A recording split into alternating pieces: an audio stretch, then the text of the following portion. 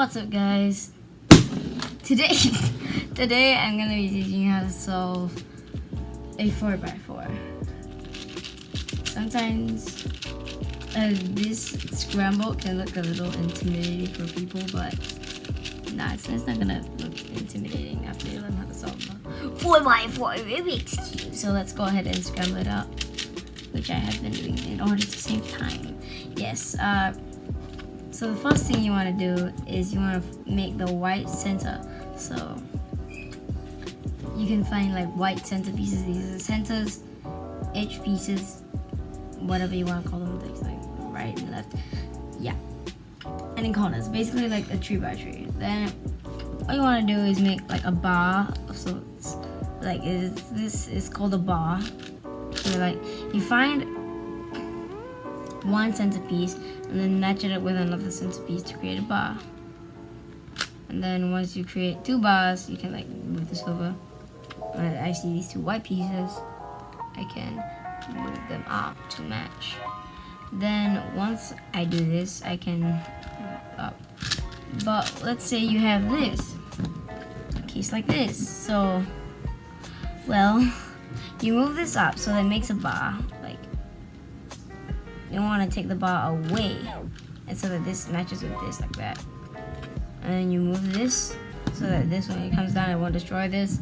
Then it, yeah. So next we're moving on to the yellow center, which first we're gonna make a bar over here, like on this layer, like beside the white center.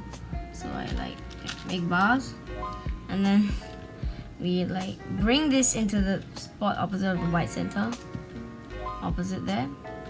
And then we like bring this up into the white center area, yellow center area, and move it to away, so that when it comes down, it won't bring the block back down. And we can continue making these things. And once you're at the last part, you can bring this to replace this, and then bring this so that you can push this back without destroying it. And go up. Yay! You have solved the white and yellow centers. So now you can solve the last four centers, basically by making blue bars. The blue bar first, maybe, and then working our way towards. Just don't move any of these layers. Please don't. Then after that, once you've completed your blue center, it should be like the yellow center, but it's like adjacent. And you must remember this color scheme. So if you put white on the bottom, it's blue, red, green, orange. So I'm just building my bars. Building my bars. And once you're done, you might come up with a case like this is diagonal. So you just move this so that this, when it goes here in front of the bar, and you move it in, and you have this tree case, which is, yeah. And like if you have this or this, then you just do that. And then, yeah, if you solve 5 centers, the other center will automatically solve itself. Next, we'll move on to edge pairing, which you will pair all the edges like this, and then, yeah. So first, what you want to do is find two edges that are the same. For example, this blue-white edge and another blue-white edge right here. So if you want to pair it, you don't pair it like this. You have to be like on opposite sides. This one has to go here, so you can move that right here. And you pair this up. Oh, but that'll break the centers. We're gonna restore that later. Just stop being. Yeah, we're gonna repair the centers. We're gonna be repairing the centers later.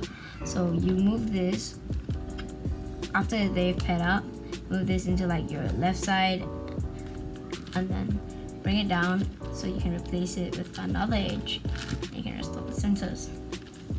Keep doing that. Yeah, keep doing that. I'm not very good at this. This is beginner method. I'm not very good. Oh, we have another edge solved automatically.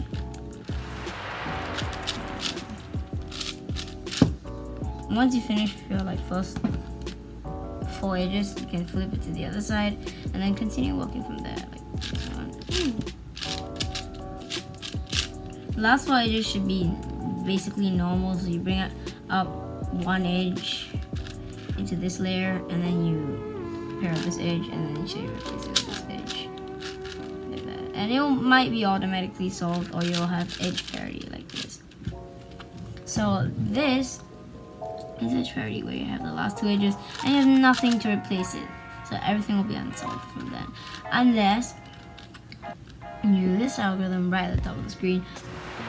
And so you do UW prime, R prime, and then a H lemma, which is F R prime R. And you undo that setup move, which is U prime, UW prime. So just put it back. So the UW. Then you'll be done. So you can solve it now at 3x3, which I use advanced default. Yes, I'm an advanced default user.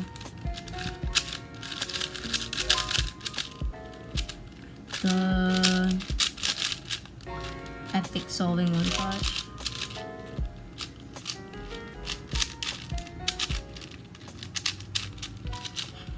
Next one. Wait a second. There's some cases that I need you to go through that we can go through. So, first we have a case called parity. In this case, I have no parity, I just have a GPOM, but it's parity.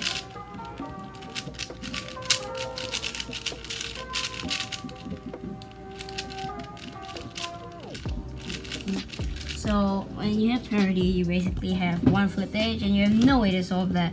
It's because these two are swapped like this. They're like swapped.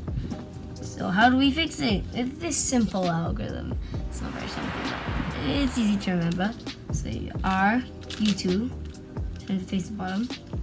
R U2, R U2, R prime U2, L U2, R prime U2, R U2, R prime U2, R prime, and the cross will be solved. And you can do all out from then. Or if you're a beginner method user, you can do COLL from then, or something like that. Then after that, you finish off. Woo! But if you don't finish off, if you get an impossible case, yes, if you get an impossible case, what is this? Oh, it's an RA perm, you say? No, if you do the correct PLL, you'll end up with this fat thing. It's switched, and all you need to do is this. Any slice move, this one or this one, this one. Just no middle layer thing, like no this. Yeah, so you do output it like, yeah. So 2L2, U2, 2L2, UW2,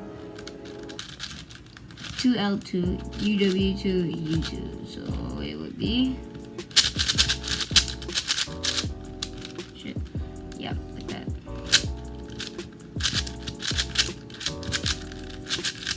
Isn't it that hard?